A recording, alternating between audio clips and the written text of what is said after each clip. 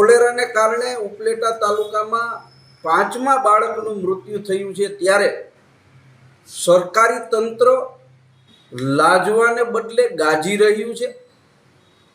લોકોને શુદ્ધ પીવા માટેનું પાણી પૂરું પાડવાની સગવડતાને બદલે જે ફેક્ટરીઓ પાસે લાયસન્સ નથી, જે ફેક્ટરીઓ પ્રદૂષણ ફેલાવે છે, એ બાના હેઠળ ફેક્ટરીઓ સીલ કરી અને પોતે કામગીરી કરી રહી છે એવું દેખાડી રહી છે।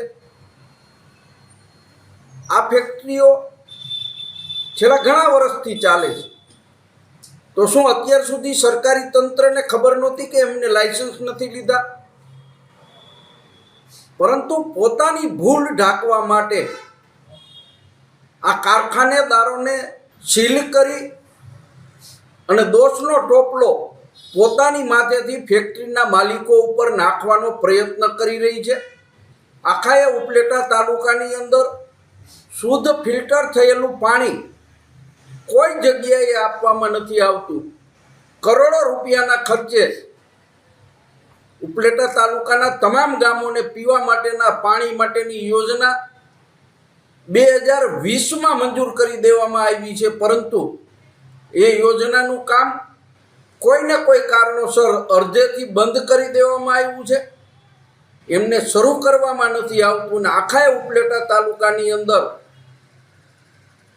રોગચાળાની પરિસ્થિતિ નિર્માણ થાય એ ટાઈપનું ભૂગર્ભ જળ લોકોને પીવા માટે આપવામાં આવે છે, અથવા તો ફિલ્ટર થયા વગરનું પાણી આપવામાં આવે છે। ત્યારે સરકારી તંત્રએ તાત્કાલિક ધોરણે લોકોના આરોગ્ય જળવાઈ રહે એટલા માટે શુદ્ધ અને ચોખ્ખું પાણી પીવા માટેની વ્યવસ્થાઓ કરવી જોઈએ। સરકારી તંત્ર દાવો કરી રહ્યું છે કે 20થી 25 હજાર માણસોના આરોગ્યની તપાસ કરવામાં આવી, 15થી 20 ટીમો મૂકવામાં આવી, પરંતુ આ વાત ફક્ત રેકોર્ડ ઉપરની છે અને જો આના રીતે ચાલ્યું તો કોલેરાને કારણે મૃત્યુનો આંક હજુ પણ વધવાની શક્યતા છે। સરકારી તંત્રએ જાગૃત થઈ અને તાત્કાલિક ધોરણે યોગ્ય વ્યવસ્થાઓ કરવી જોઈએ, આવી હું માગણી કરું છું।